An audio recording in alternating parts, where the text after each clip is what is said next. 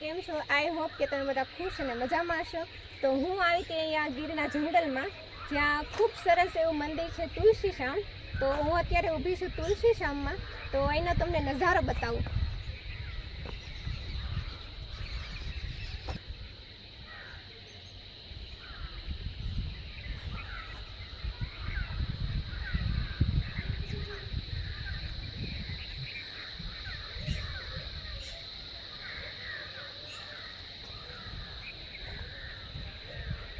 તો સામે છે આપણે શ્રી કૃષ્ણ ભગવાનનું મંદિર, જે તુલસી શ્યામમાં આવેલું છે. એનો નજારો ખૂબ સરસ છે, પણ થોડો તડકો છે, તડકાના લીધે થોડી ગરમી છે. બાકી અહીંયા તમે ફરવાલાયક સ્થળ બહુ સરસ છે. જો મિત્રો, આટલા દાદરા ચડી ગયા. સામે છે કૃષ્ણ ભગવાનનું મંદિર, અને હવે આ ડુંગર ઉપરથી ચડીને જઈએ છીએ રૂક્ષ્મણી માતાના મંદિરે. લોકો કહે છે કે કૃષ્ણ ભગવાન અને રૂક્ષ્મણી માતા વચ્ચે કંઈ ઝઘડો થયો હતો, એટલે રૂક્ષ્મણી માતા સામે મંદિરે જઈને બેસી ગયા એમ. ખબર નહીં શું વાતનો ડખો થયો હોય ને માતાજી રિસાઈ ગયા હોય. તો બસ હવે નજીક જ છીએ, આટલા દાદરા ચડી જઈએ એટલે માતાજીનું મંદિર આવી જાય. ગાઈસ, તમને ખબર છે, આમ તો ખબર જ હશે, બે બાજુ જો નકરા તુલસીના તે ઝાડ છે, તેથી આ સ્થળનું નામ તુલસી શ્યામ પડ્યું. તો ફાઇનલી આપણે પહોંચી ગયા છીએ રૂક્ષ્મણી માતાના મંદિર. તો ગાઈસ, આ છે રૂક્ષ્મણી માતાનું મંદિર. તો તમે પણ દર્શન કરી લો.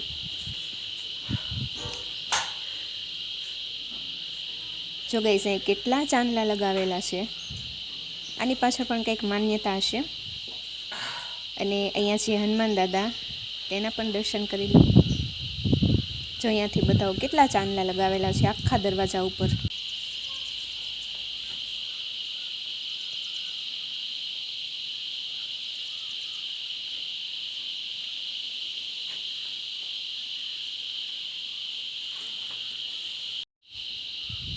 તો અહીંનો વ્યૂ કંઈક આવો છે. બધું સુકાઈ ગયું છે. બાકી તમે ચોમાસાની સિઝનમાં આવો તો એકદમ હરિયાળી અને લીલું લીલું હોય છે અહીંયા. અત્યારે ઉનાળાની સિઝન છે એટલે આ બધું સુકાઈ ગયું છે, અને તડકો પણ એટલો છે.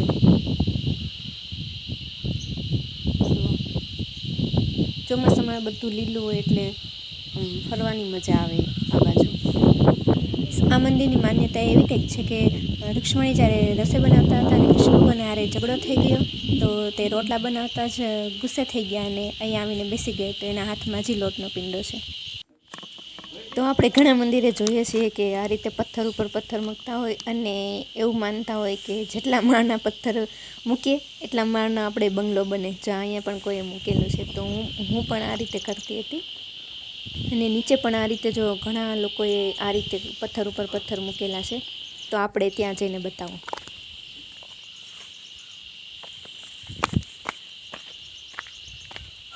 જો ગાઈસ, અહીંયા કેટલા લોકોએ આ રીતે મૂકેલું છે પથ્થર ઉપર પથ્થર.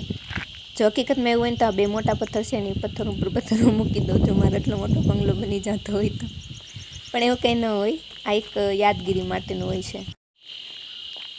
અહીંથી ચડવું થોડુંક મુશ્કેલ છે.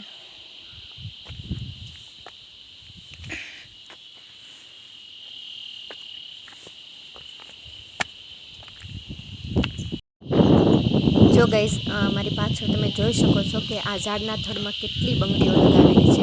મતલબ અહીંયા માતાજીનું સ્થાન છે, એટલે સુહાગણ સ્ત્રી, જે પરણેલી સ્ત્રીઓ હોય તે અહીંયા માતાજીને શણગાર ચડાવતી હોય. ચાંદલા અને આ રીતે ચૂડીઓ, બંગડીઓ ચડાવતી હોય છે, જેથી એમના પતિને આયુષ્ય વધે એવું હશે અહીંયા માન્યતા. અને તડકો પણ ધોમ છે, પવન છે, પણ તડકો પણ બહુ જ લાગે છે.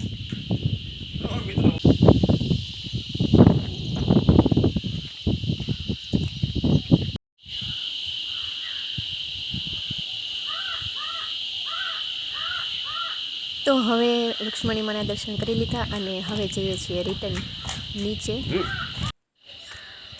અહીંયાથી મંદિર કેટલું સરસ લાગે છે.